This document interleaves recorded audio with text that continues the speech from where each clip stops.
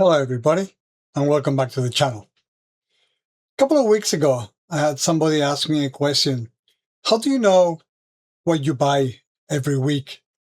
How do you know where to invest? How do you know which funds to choose? Have yourselves ever looked at somebody else's portfolio and wonder, how did they know what to buy? Well, the truth is that most of the people, when they really start, they actually don't have a clue. Over the last 2 years, I believe, over the last 2 years, because I started in January 2025, I've completely changed the way I built my portfolio. Instead of, chasing every exciting ETF, and trust me, there were a few FOMO moments, particularly when I was looking at those yield max ETFs that were like promising 90%, 120% return on investment. I didn't really chase those ETFs, right? I just followed a very simple 4-phase framework. Something that whether your portfolio is 0, whether your portfolio is 500, 5,000, or 500,000, these same 4 phases can help me build a stronger income portfolio. Obviously, this is not financial advice. This is just me sharing my journey with all of you. Please, do consult with professionals that have actually, studied this and know what they're doing before you invest your hard-earned money. Okay. Today, though, I'm going to walk you through exactly how I use this particular framework where I am today, and what comes next. So, as you can see on the screen before me, the framework is divided between 4 different phases. You have phase 1, which is discovery, phase 2, which is optimization, phase 3, which is a strategic consolidation, and phase 4, which is income machine. Okay. Now, phase 1 really, for me, it's going to be something between $0 and $10,000, right? I'm halfway there. I'm almost at $5,000. But this phase, which obviously every investor starts here, it's not really about making money. And I know this sounds weird, right? But, bear with me. It's about learning. When I first started building this portfolio, I intentionally bought small positions in a wide variety of ETFs. I think I had 30. I had a lot of ETFs, right? And it was not because I wanted 35 ETF forever, right? But because I wanted to actually understand how they behave. I want to answer to questions like, which ETF have reliable monthly distributions, which management teams consistently deliver, which funds hold up best during market pullbacks, and which ones did actually surprise me, During this phase, I wasn't trying to optimize. I was collecting information. I was collecting every little bit of data that I could get my hands on. Think of this as building your investment knowledge one ETF at a time. At this stage, there is no rush. I've always said it, patience, always patience. But the goal is to become a better investor before becoming a bigger investor.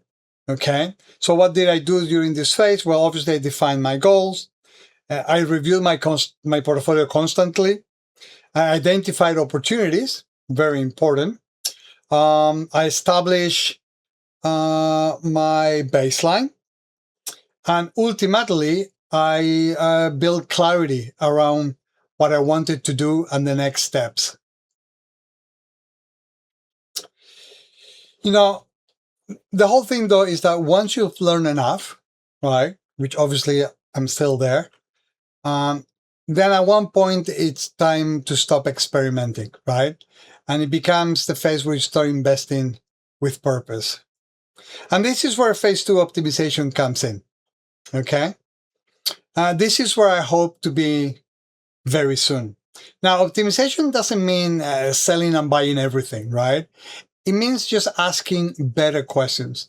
Instead of buying every ETF equally, you have to begin identifying which ones are the winners, which ETF constantly delivers strong total returns, which ones generate dependable income, which ones fit your long-term strategy, my long-term strategy, right? And then once you have an answer to all those questions, then you can direct more of your new contributions toward your highest conviction holdings. You have to notice something important though. Even though you can see me constantly buying, you don't see me constantly selling. Okay.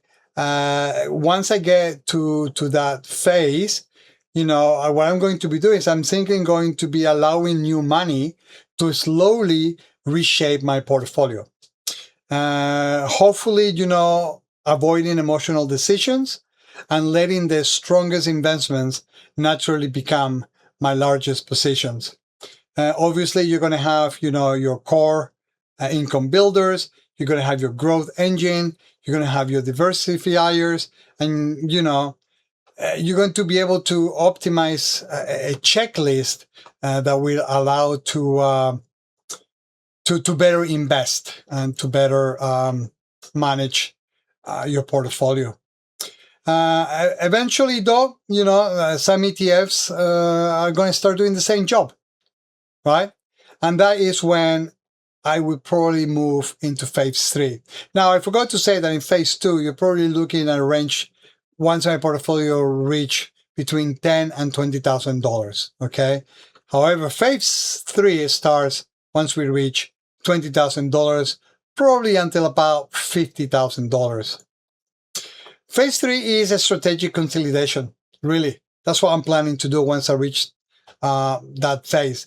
But consolidation does not mean getting rid of investments.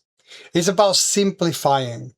As my portfolio grows, I don't really need 5 ETFs that all provide a nearly identical exposure. Instead, what I'm hoping to do is I'm going to compare them objectively. Which ETF has the better total return? Which one has the stronger income quality? Which one has the lower risk? Which one would I buy today if I already didn't own it, right? And this way, we're going to weed out the weaker duplicates that eventually will get replaced. They're not getting replaced because they're bad ETF, right? They're getting replaced because another ETF in my portfolio, it's simply doing a better job. You could say that by consolidating it strategically, my income portfolio will become easier to manage. At the same time, maintaining the income that I'm trying to build towards to, right? Always, it's going to be at this phase, it will be quality first. We're aiming to reduce overlap. We're aiming to maximize impact. We're aiming to improve efficiency and align with our goals, okay? At the end of the day, a simpler portfolio is easier to manage, and it's going to become more powerful over time. Eventually, the portfolio will reach its final stage, right? Which is phase 4. And this is when it becomes an income machine. Okay. This is the final destination. This is what you're looking towards. So this is, when I get to my 10-year goal, right? And here we're looking at once I reach probably, 50 plus value thousand, the value of the portfolio. It could be in 10 years, it could be in 7 years. It depends how much I can keep on my contributions. Right now, my plan is to increase my contributions every year by an extra $25 a week. So right now, I'm doing $75 a week. Next year, come January, I'm hoping that I can do $100 a week. So like I said, phase 4, income machine, this is the final destination. A portfolio that largely manages itself. Instead of, wondering what to buy every month, I'm going to let my portfolio actually tell me, every ETF would have already received an objective score based on total return, income quality, risk, portfolio fit, and the momentum, right? the highest rated ETF will receive the new money, right? The weakest position will stop receiving contributions. There's no emotions, there's no guessing, there's no chasing headlines. This is what I call it's just a repeatable process. Over time, those monthly contributions buy more shares, which generate more monthly income, and this creates the famous compounding income machine. That is the goal. I'm not just growing wealth. What I'm doing is I'm trying to build financial freedom. At the end of the day, one of the biggest mistakes investors make, personally, that I think, is they try to skip directly to the income machine. Right? They don't do the job. Every phase actually really matters. Right? Discovery builds knowledge, optimization builds conviction, consolidation builds efficiency, and then the income machine builds financial freedom. Personally, I'm still in phase one, right? I'm optimizing, not yet. I'm learning. Hopefully I will be optimizing soon. In 2 years, we are 1 year and a half. I started in January 2025. We are in July 2026. I'm already at $5,000. I don't know how the year is going to end. But if I can make another $5,000 in the second half of the year, or $2,000 or $3,000, that's going to put me very close to phase two, right?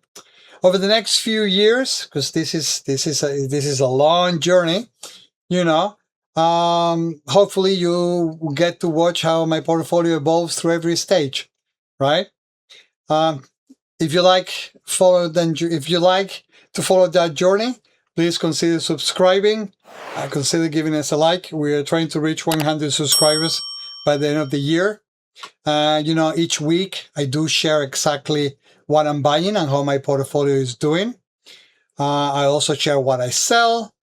And hopefully, we all get to learn together in this journey. Thank you so much for watching, and I'll see you in the next one. Take care. Bye-bye now.